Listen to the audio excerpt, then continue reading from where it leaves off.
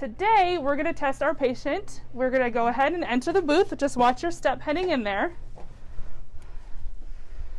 All right, and the first test we do is an otoscopic evaluation where we look in the ear canals to make sure there's no wax or anything that could intrude the hearing test or your hearing. All right, I'm going to take a quick peek. Looks good on that side. And that looks good as well. The next test we do is something called tympanometry, where we evaluate the eardrum movement to make sure there's no fluid present inside the eardrums. All right, in this test you're just going to feel a slight pressure change. Sit nice and still. All right, and that eardrum looks good. We'll go ahead and do the second ear.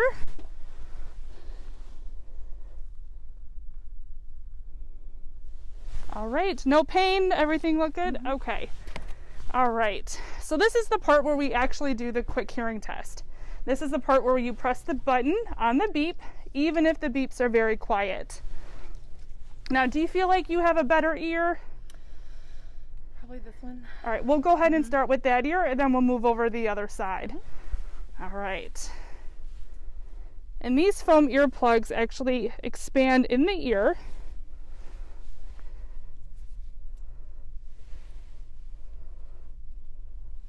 All right, we'll go ahead and get started.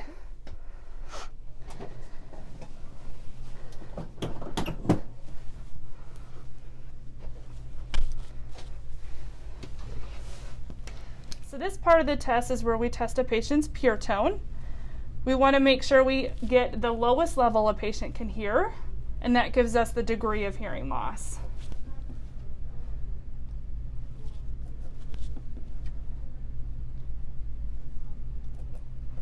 So we go through a series of beeps. We make sure a patient hits the same beep 3 times to make sure it's an accurate threshold. We will start with one ear and then we'll move over to the other side once we finish our graph. All right, so the second part of the test where we do a word list and we have some words repeated back to us. Can you hear me okay? All right, say the word I say. Can you say baseball, cupcake, hot dog, cowboy, birthday, toothbrush, hot dog, cowboy? Say the word met, say the word jar. All right. Last but not least, we do something called bone conduction, which is another beep test. All right. We actually have one more quick test to do. Okay. You're going to need that button again. Now this part confuses patients because we actually put something behind the ear. It's called bone conduction.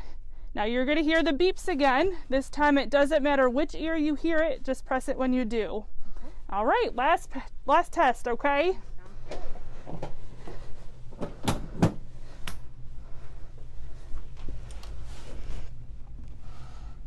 This is an example of one way to conduct a typical hearing screening on a school-age child. Please note that each state and school district may have their own guidelines, and those specific guidelines should be followed when conducting a hearing screening at your own location. Okay, let's get started.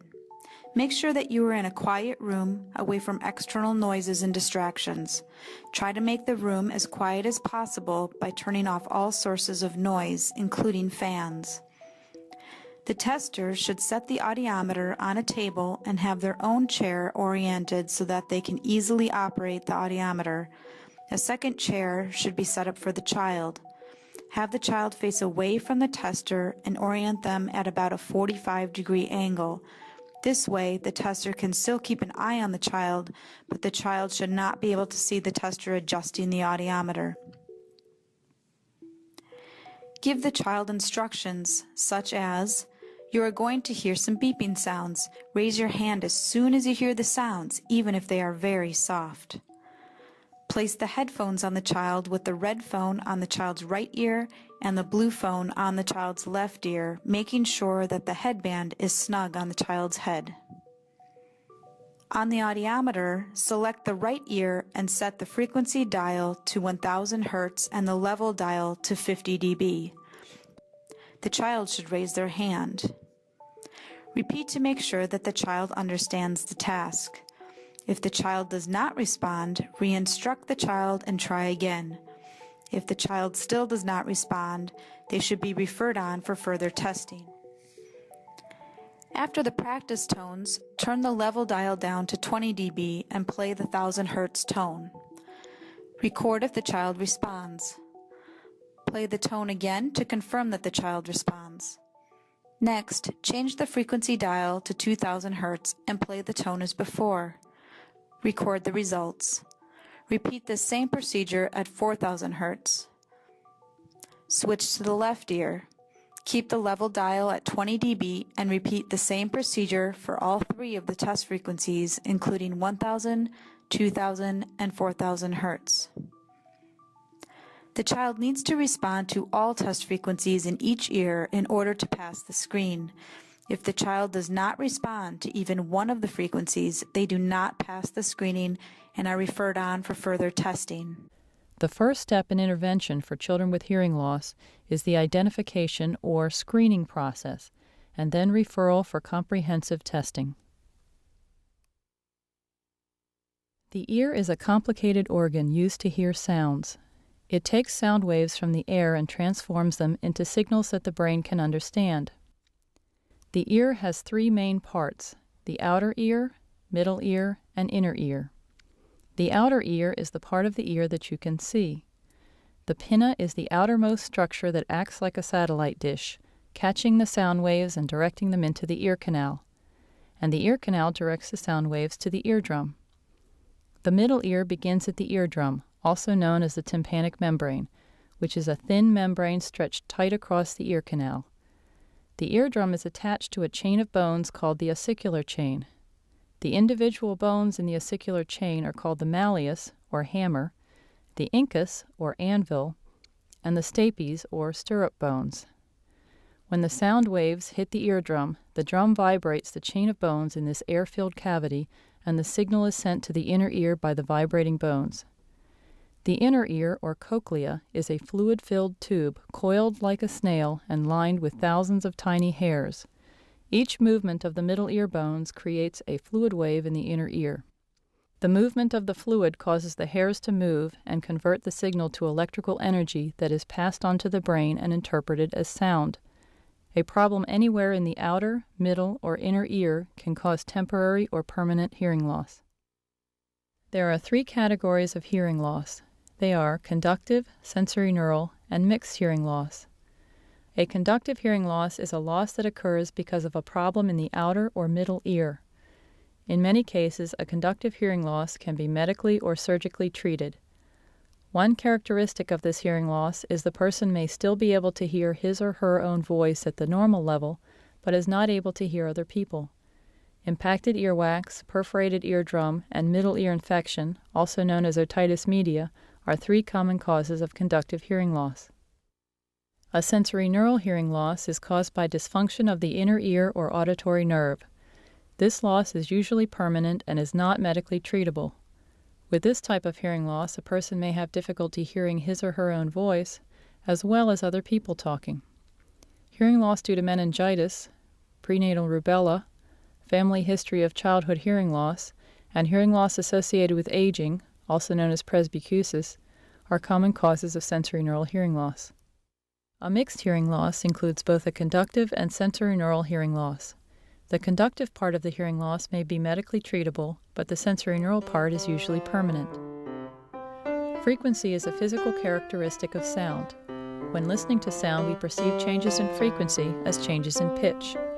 The normal ear can perceive sounds from a very low pitch to a very high pitch. The frequency range for normal ears is 20 to 20,000 cycles per second, or hertz. The range of sounds for our daily listening needs is limited to a smaller frequency range. Specifically, frequencies of 500, 1000, 2000, and 4000 hertz are critical for hearing and understanding speech sounds. A child with a hearing loss in this frequency range has a distinct disadvantage compared with children who have normal hearing. A child with a hearing loss may hear some sounds but not understand speech. In other words, the child may hear someone speaking but have difficulty understanding what is said. Intensity is another physical characteristic of sound. When listening to sound, we perceive changes in intensity as changes in loudness. The normal ear can perceive very soft sounds to very loud sounds. The intensity range is from about 0 decibels to over 100 decibels. A child with a hearing loss loses the ability to hear soft, moderate, and sometimes even loud sounds, depending on the degree of hearing loss. Instruct the student that he or she will hear a beep, first in the right ear and then in the left ear. The student should raise their hand every time the beep is heard, even if it is very, very soft, and lower their hand when the beep goes away. Give the student frequent praise for listening carefully. If a student does not seem to understand the directions, remove the headset and repeat the instructions. If the directions are not understood after repeat instruction, remove the headset and allow the child to return to class. Demonstrate the screening procedure to the student by presenting a tone at 100 dB with the headset on the table, and have the student raise their hand when the sound occurs and lower their hand when it stops. Here's what we're going to do. Whenever you hear the beeps, you're going to raise your hand, okay? Now listen, listen.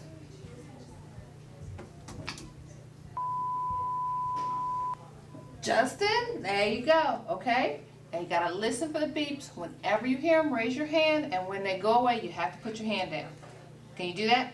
Okay, turn around. Now listen. There you go. Be sure to Good turn down girl. the intensity Okay. before placing the earphones on the child, as a 100 dB tone can be painfully loud right next to the child's ear. Place the red earphone on the right ear and the blue earphone on the left ear.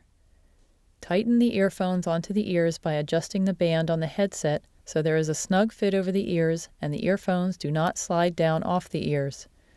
Do not permit students to place their own earphones.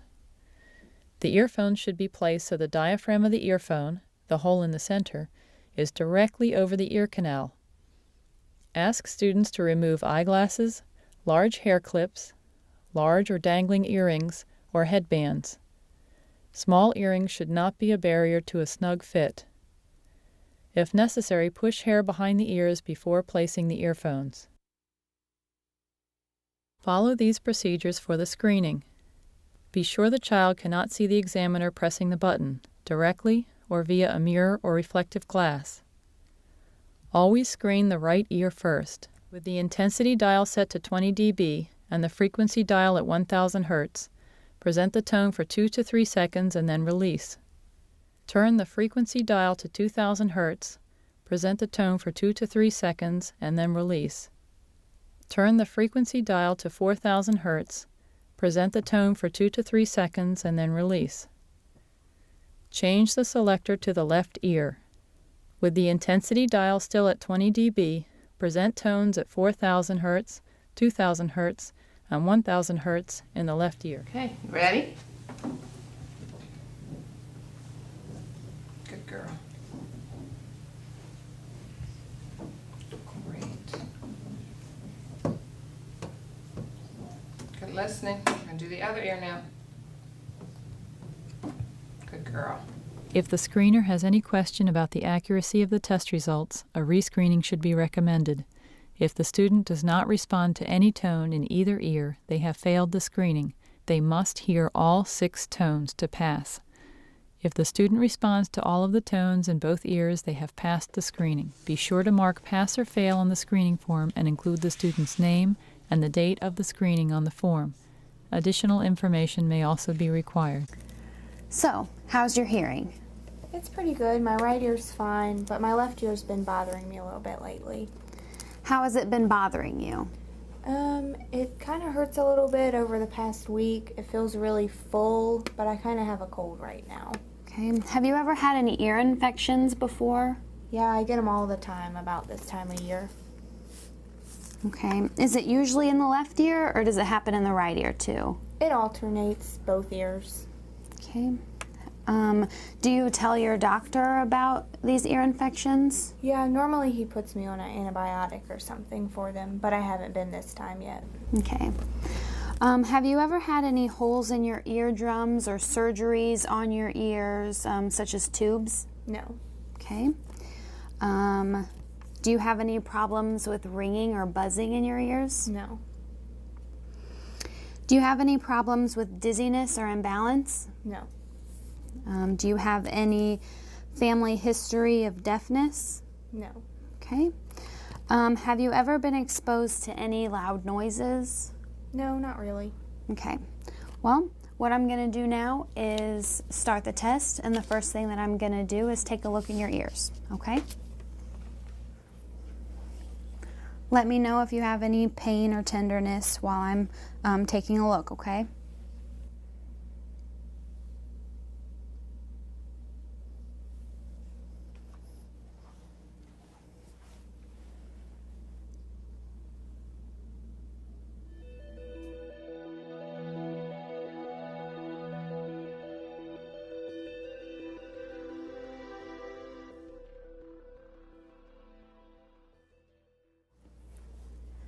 The next test that I'm going to do is called tympanometry. It's a test that assesses how your middle ear is functioning and how your eardrum is moving. You don't have to do anything for this test. You just have to sit still and quiet for me, okay? It kind of feels like you're going up over a mountain. There'll be some pressure in your ear.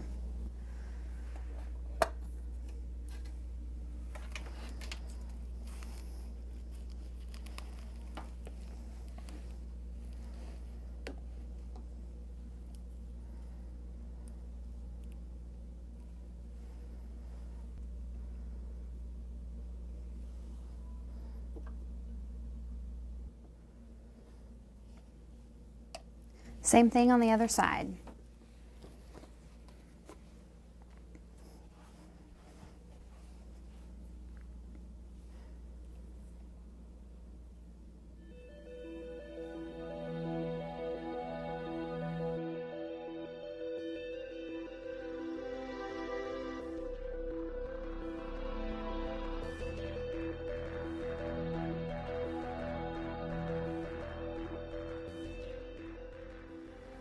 All right, so we're finished with the parts of the test that happen out here.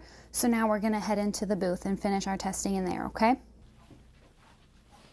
You can have a seat right here.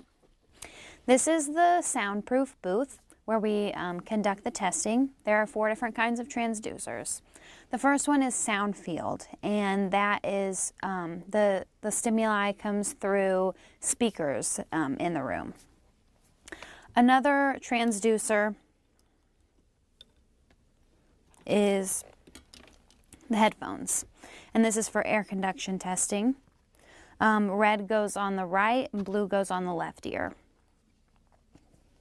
Okay. Another air conduction testing is inserts. These are the inserts. Again, blue is left and red is right, and they have special tips that go on them. They look like this. So you just put this on. They're individual use tips that you roll down and then insert into the patient's ear.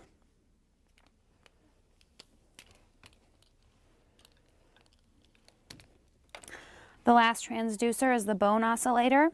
It's a headband. This is the part that goes against the mastoid bone of the patient. And there's some slight tension in this headband in order to keep the oscillator on the patient's head and to couple with the patient's mastoid bone, so that there's a good seal between the oscillator and the mastoid bone. So this will vibrate and produce skull vibrations that stimulate the cochlea. Once you get into the booth and you have your patient seated, you instruct the patient on what they have to do for the test. So what I'm going to have you do is listen to some beeps. They're going to be very quiet beeps, so I want you to just click the button when you hear it.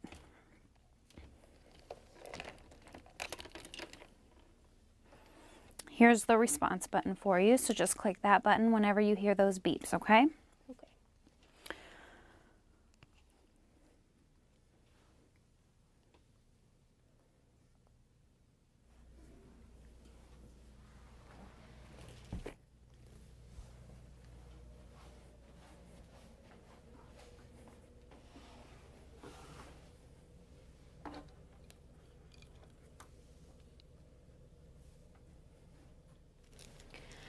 This is a diagnostic audiometer.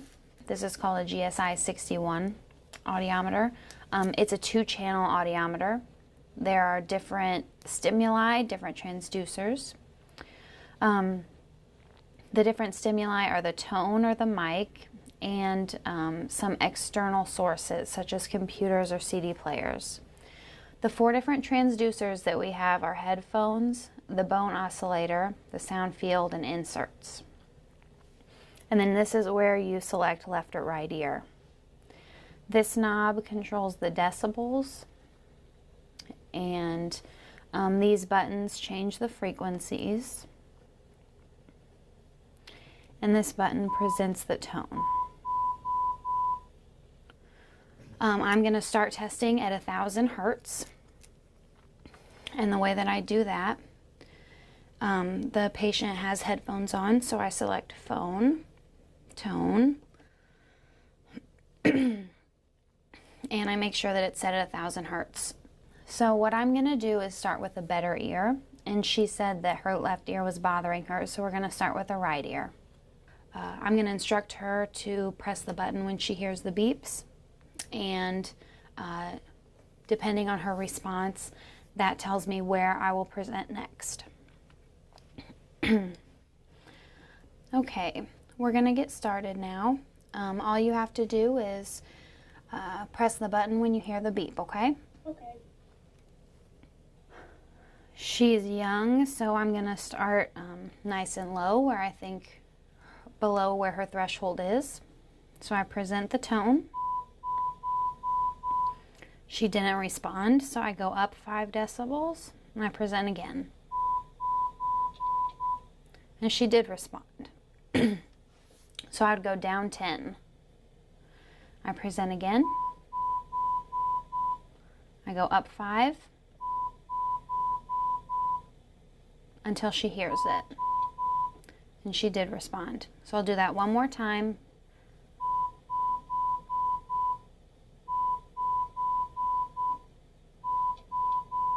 And she responded.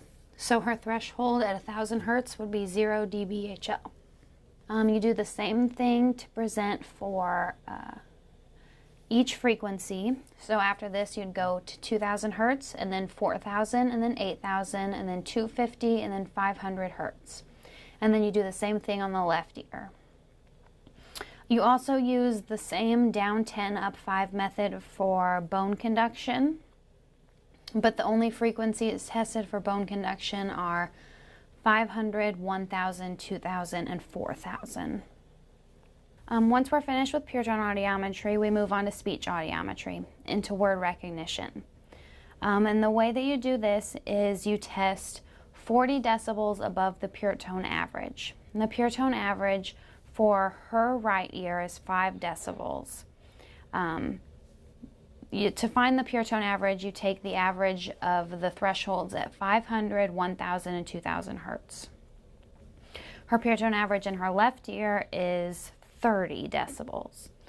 So if we start with the right ear and take 40 above her 5 decibel pure tone average, we're going to start at 45 decibels, and that's where we're going to present the list of words. There's several different lists of words, but we are going to use the NU6 words, and they're spondees, or 2-syllable words. You instruct the patient to say, to tell her what to do. I'll do that right now, and then we'll begin testing. Okay, we're going to move on to having you listen to some sentences, okay? Okay. You'll hear a woman's voice say something like, say the word ball. So all you have to do is repeat that last word. You would just say ball, okay? Okay. And to set this up, we're going to use the external source, the CD player. So we select that. We have the headphones and make sure we're going to test the right ear first. We set it at 45 decibels.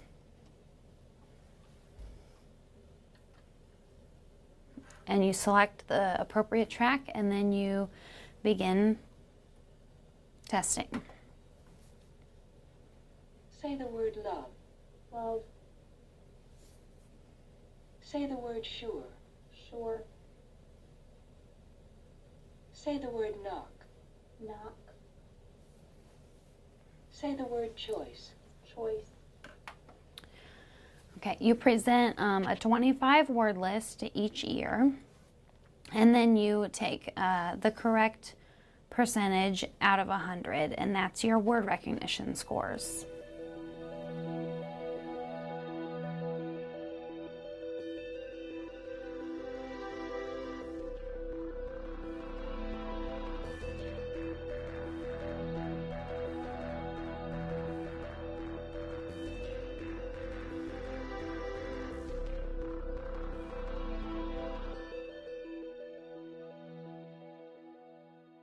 I'm going to have you listen to some beeps again, but this time I'm going to put the headband on you, okay?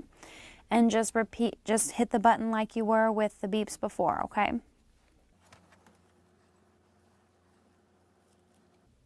Is that okay? Mm-hmm.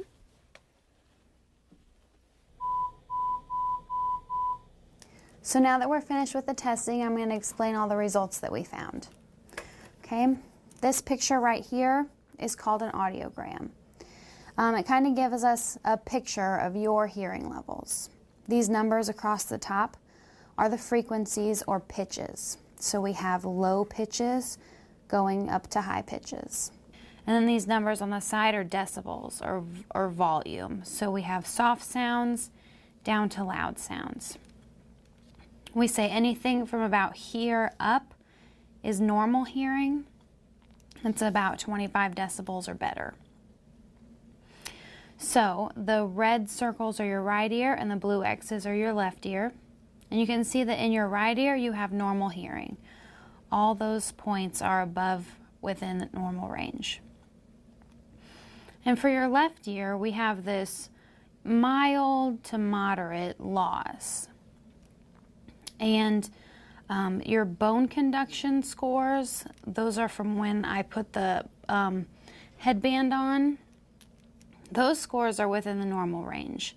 So because those are in the normal range and using the headphones was having that loss, this is called a conductive loss. And that basically tells us that the problem is either in your outer or your middle ear. And I can show you what that means on this small model that I have of the ear.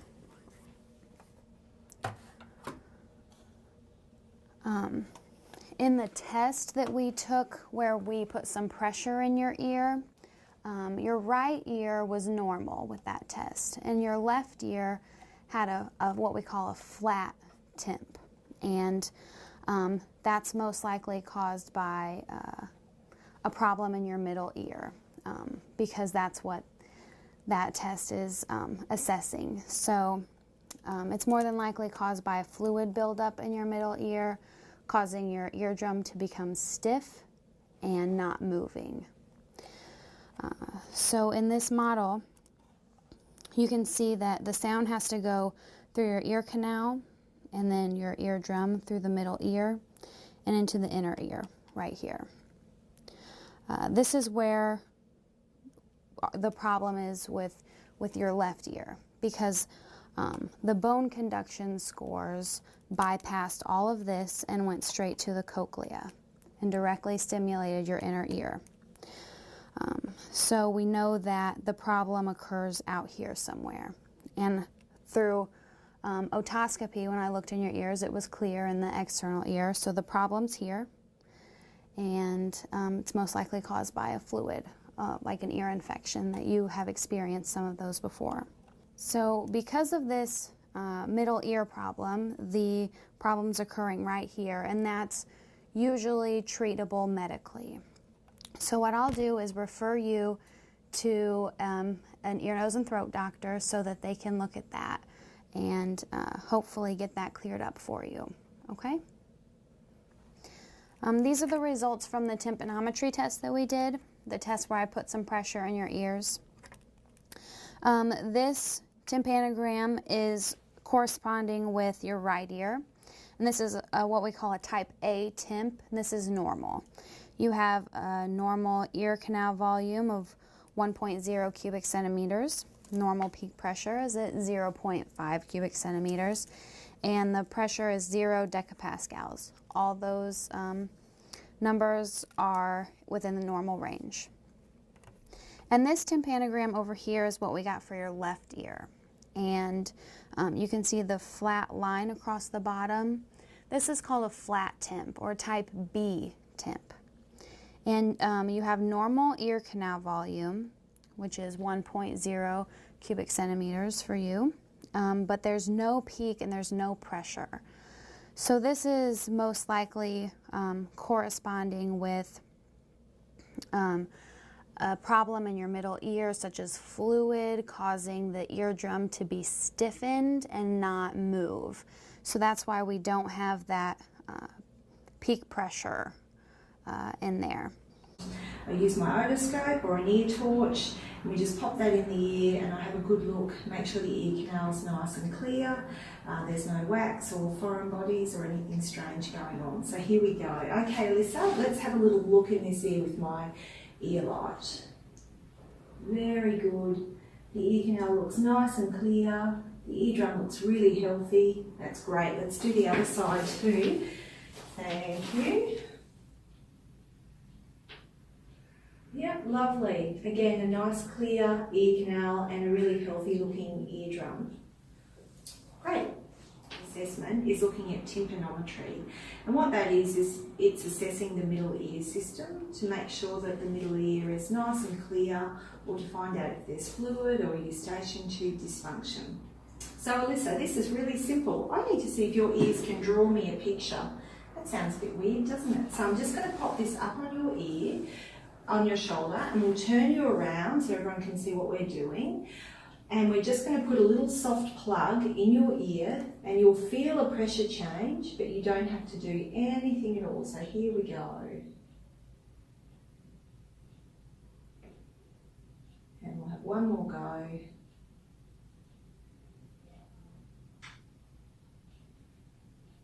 Terrific. Your eardrum's moving really well. Excellent work. Let's do the other side too. Alrighty. So, I'll put this over your shoulder, Alyssa. That's the girl, and let's see if this ear can draw me a picture too. And there's another mountain. Very good. Excellent. So, adults might be familiar with this test, that when you hear a sound, you press a button.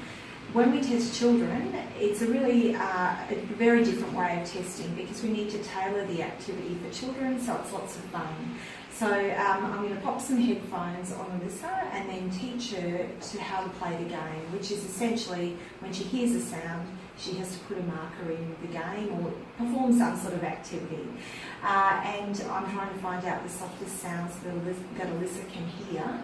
We test over a wide range of frequencies that covers the entire speech frequency range, which is really important, and we test each ear separately, which is also important to get a nice accurate hearing test. Alrighty, so here we go. Let's pop these on, Alyssa, and let's get started. So we'll put these on your ears. Good girl. Okay, are you ready? Great, here we go. So hold a marker up to your ear.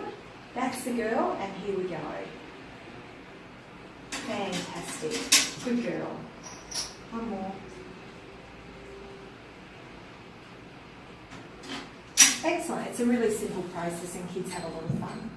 An audiology assessment is speech discrimination testing, which looks at how well children are able to understand and repeat the words they hear. So we'll pop the headphones on Alyssa again, and she's going to hear some words, and her job is just to repeat the words that she hears, And I encourage Alyssa that if she doesn't quite get it, because some of them are very soft, just to have a guess. That's really important. The words are age appropriate, and so for younger children than Alyssa, we might play a picture pointing game rather than her repeating words. Or if a child had significant speech and language issues, we might do a picture pointing task as well. So it's all tailored for the child, which is really important. Okay, Alyssa, let's do this. So we'll pop these on again, and you just repeat the words in here. You ready? Okay, here we go. This one. The school. Not sure? Duck. Then. Soon. Very good. Beep. Well done. Dog. All finished. Great work. Thank you, Alyssa. You were a really good subject to show everyone and teach everyone a little bit about hearing and hearing tests today. It was fun, wasn't it? Thank you. Hi, I'm Dr. Karen Mobley, one of the audiologists with the Cobb County School Systems, and we want to thank you for participating in our hearing screening program. If you have any questions after the video or when you do your hands-on skill assessment, please feel free to reach out to us by calling the office or actually during your assessment. We are here to help you. Thank you very much. Some of you may be asked to set up your own testing space. If so, of course, you want a quiet room. You're going to have your audiometer. Make sure the outlet is close by for when you plug it in, or you can get an extension cord to help with that process. You're going to want hand sanitizer, some form of medical grade wipe. Of course, you'll have your score sheets. The school may provide you with a list of names. You'll have your chair that you're going to sit in, and then you want to place the student backwards so that they can't see you as you're doing the test. Most audiometer models are going to look like this one, so I'll quickly review this. We will have a cheat sheet taped to the top that lists the general procedure and the protocol that we are discussing in the video. So this will be a reminder, and it's helpful for you to consult with if you have questions. Of course, we're going to start by turning on the audiometer. So that's this button right here. We're going to press it, and then you'll see that the light comes on. So now the audiometer is turned on. These are two different types of sounds that the audiometer can produce, and we're not going to use them, so we don't have to press those in. Then this is the right ear and the left ear. We recommend starting with the right ear, so we're going to press in that right button. This side is how loud the sound is, and this year we did increase it to 25 dB. So the dial is set at 25, and we're going to leave it there. We're not going to change the loudness level again. We increased the level to help with the amount of noise that's typically present within the school system. But we're still within the published protocol of how we do a hearing screening. So that's now at 25 dB. That's a change. And then this side are the different tones themselves, the frequencies. So we start at 1,000 hertz, and the student indicates they heard it, or maybe they didn't hear it. You're moving on, and then you raise it to 2,000 hertz, present the sound, 4,000 hertz, and then if you test middle and high school students, you're also going to test 6,000 hertz. So when you present the sound, we're going to just go back to 1,000 hertz. You press this button right here, and this will light up to indicate the sound is going through. So we're going to press it, and there it goes. Do not press this really quickly like this. Do not do this. It's too fast for some students to know and recognize that a sound came and went. So generally about 3 seconds is a good time frame. Now if you press it and the student quickly raises their hand, then you can stop since they have given you their answer. As a part of the setup, it's also a good idea to put the headphones on yourself and listen to a few tones and make sure that you can hear it in the environment as well. Okay, so we're going to run through the basics of the hearing test. You're going to introduce yourself to the student, verify that they're the person that's on your score sheet. Hi, my name is Dr. Mobley, and you are Claire, correct? Yes. Okay, so we're going to do a hearing test today. You're going to hear some very small beeps through my earphones, and when you hear them, I want you to raise your hand high and then put your hand back down and get ready for the next one, okay? Okay. I don't care which hand you raise, all right? Okay. Okay, you have any questions? No. Okay, great. Now we're going to talk about headphone placement. First, the headphones have a red section and a blue section. The red section is for the right ear, so it's red and right. That's the easiest way to remember it. However, when you're standing in front of the student, the red one is actually kind of on your left side. So you may want to do a little cheat sheet or something and maybe write on your hand red, so that you know as you're doing test after test just to line up this red earphone that's really in your left hand. But obviously when you put it on the student, it's on their correct ear, which would be the right ear. You're going to take the headphones and you're going to extend them all the way. This is because everyone has different head shapes and sizes, and we might as well start as big as we can get so we have enough room to work with. Also, you're going to have to place these sometimes over ponytails, and you'll just try to navigate that in between these two bars right here. If you've got ponytails, you just kind of navigate it like this. Of course, the middle section is where it produces the sound, and you can turn these. See how you can kind of turn them? So you just want to take that, you want to line it up with their ear, boom, line it up with this one, boom, secure it with your hands so it doesn't slide, and then use your thumbs and wiggle it down and get that fitting their head. And then you can check with them to make sure it feels okay. Does that feel okay? Mm-hmm. Okay. If they're like, oh, let me adjust it, that's fine, because more than likely they're going to get it right. So especially with the older kids, if they just want to sit it just right, they're allowed to do that. And then when you take them off, you're going to use your thumbs. This is the best way not to pull hair. And you just put your thumbs there and pull them out, and you're ready to go. We always go from the front because it's the best way to see their ears. If you do it from the back, you can't see where the opening is. So you have to be in front of them. And we don't put the cord in the back either, because then this part just gets all stuck in their hair and everything. You have the cleanest, best shot just coming straight from the front. Before you place the headphones, you want to do a quick look, especially with the girls, about earrings. Don't remove earrings yourself. Just ask them, do you want to remove your earrings? Do you want to keep it in? If they decide to keep them on, just say, just tell me if it's uncomfortable, and then we'll take them out. The second part is you're going to do a quick check of the ears and just make sure that it's a normal shaped ear, and that there's no drainage there. Most drainage is going to come from the elementary school kids. If you have tubes in the ears, a part of the way the tubes work is they allow for drainage to come out through the ear canal. So that's kind of where that drainage part comes in, especially with our little ones. So you just kind of do a quick check of the ear, make sure they look healthy enough, nothing odd about them, again, that you have a clear shape.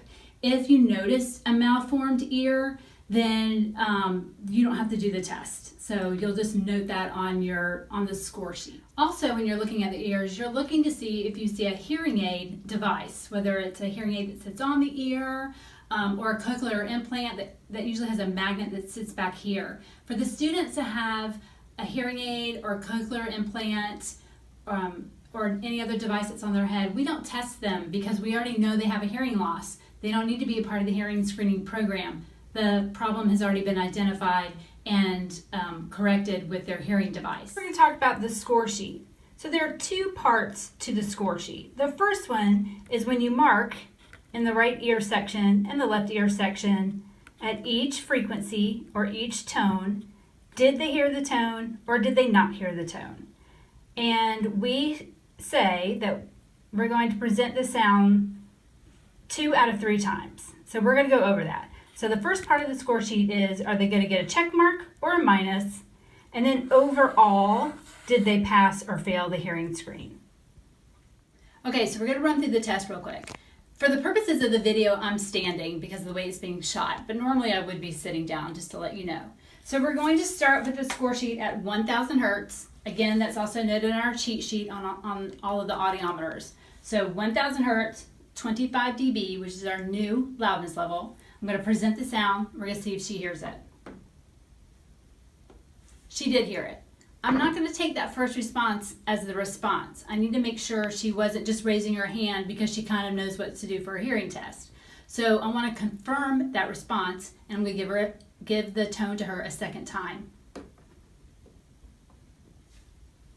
She raised her hand again. So she got 2 of them correct. So I am going to give her a check mark at 1,000 hertz because she heard that sound. And now I'm going to move to 2,000 hertz and we're going to do it again. Okay, so now we're at 2,000 hertz. I'm going to give her the response. She didn't hear it. Again, I'm not going to take only that one no response because maybe she wasn't paying attention, maybe she was distracted. I'm going to give her another chance and I'm going to present the sound again. She still didn't hear it. So now I have 2 of the same response. She did not respond twice. So I'm going to give her a minus at 2,000 hertz. She did not hear that. The instructions are 2 out of 3 responses, the majority of 2 out of 3 responses. So now we're going to talk about when we would actually give 3 responses. So I'm going to give her a response. I'm going to give her a tone. She heard it. I'm not going to take just that one. I'm going to give her another one and see if she heard it again to make sure it wasn't chance. She didn't hear it. So now I have 1 yes, 1 no. Now I have to give that 3rd response, which will be the tiebreaker response. And she heard it. So now I have my 2 responses. That is a yes, I heard it, and I will give her a check mark. After you complete the hearing test on the student, the second part of the score sheet is determined if overall did they pass or fail the hearing screening. And for Pat missed this one tone right here. If you have a minus anywhere in this area, that is considered a fail, and we will mark that here. The person in your school who is collecting the forms will look at all the students who failed the screen overall and make sure that they are retested in 10 to 14 days. Some people ask, well, if they failed here, why did I even have to test the other ear, knowing they're going to be retested again? We still need this information. Sometimes this information is used later on as further assessments may be needed within the school, so we do need the complete information on the child. Amber was tested and she heard all the sounds, so we just leave this section blank because she did not fail it, and the nurse or the person responsible for the hearing screening program will know not to recall Amber. Our next student, Emma, wears hearing aids, so we just write hearing aids and she's not tested. Emma does not need a hearing screen because we already know she has hearing loss and she wears hearing aids to adjust for her hearing loss. It is not your job to determine how well she hears with the hearing aids. That's not how hearing aids work. So for Emma, we just write hearing aids, thank her for coming, and move on to the next student. Our next student, Jeremy, is a 1st grader, and he was a little scared, so he did not get tested because he did not want the earphones placed on his ears. And that's okay. We'll just put did not test, and then maybe in 10 to 14 days, a teacher can come with him or someone he's more comfortable with, and perhaps we can complete the hearing screening at another date. And now we have student Peter, and Peter missed 2 responses on the screen. Again, if we look at all the different marks here, he's got some minuses, so we're going to indicate a fail in this column right here. And the hearing screening coordinator at your school will pull him for another test in 10 to 14 days. We're going to talk about infection control. The earpieces sit on top of the student's ears. It has a low infection risk. Just like when you do a blood pressure cuff, you don't have to disinfect that every time. There's no bodily fluids and contaminants that are associated with it. But you might have a child that came in after PE, or they're kind of sweaty, or there's just something with hair gel, and you think, I just want to wipe everything down. Then use a medical grade wipe. You can use Clorox as well, but if you're going to do it, you might as well, have a medical grade. And you don't want to do it every single time because this rubber will dry out if you use a lot of Clorox on it, and this is designed to help with noise and make that a barrier, and it can dry out if you use too much Clorox. So you don't want to use a whole lot of Clorox on the headpiece itself, just every now and then on an as-needed basis, or once every 5 students, something like that. And then of course you can also use it to wipe down the other parts of your equipment if you want to at the end of your day or as you feel fit. All right, so when a student comes in, what we're going to do is we're going to take a look at their ears and make sure everything looks okay. And you have 2 perfect ears, and we're going to go ahead and put this part of the earphone right over that part of the ear. So we lift the headphones all the way open and we put it on like this. Do the same thing on the other side, and then you use your thumbs to bring them down.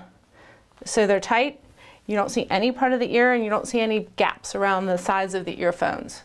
How do they feel?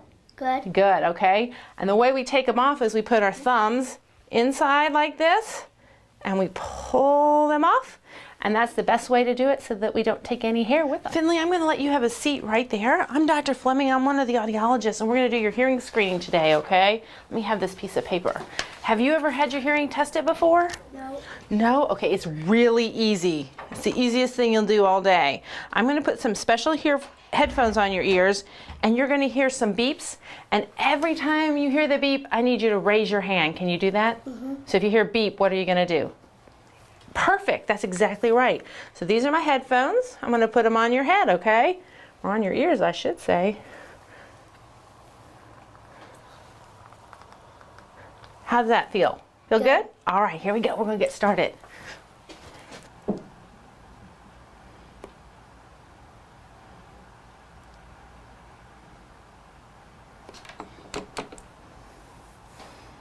Okay. All right, can I take a look at your ears? Oh, those are some cool hearing aids. Can you turn your head just a little bit? Nope, this way. I want to see this side. Look at that. Those are blue. Those are nice. Let me see the other side. You have 2 hearing aids, don't you? All right, that's all I had to do was take a look at those hearing aids, okay? You're all done. You did a great job. Can you give me 5? You can do a better job. 5. That's good. All right, come on out. Okay, 1 more. Can I have that from you, Victoria? I'm gonna let you have a seat right there. I'm Dr. Fleming. How are you today? Good. Have you ever had your hearing tested before? Have you ever had your hearing tested before? Yeah. You have? It's really easy, isn't it? So what I'm going to do is I'm going to put my earphones on, and every time you hear a beep, I need you to raise your hand. Can you do that? Yeah. And when the beep goes away, you're going to put your hand down. Okay? It's easy, easy. All right? So I'm going to put this on this ear, and this on this ear. Oh, how does that feel? Does that feel okay? Yeah. Okay.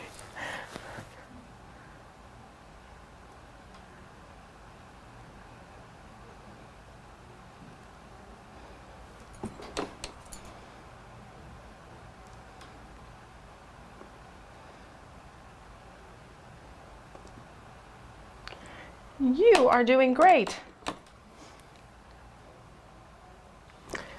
Guess what?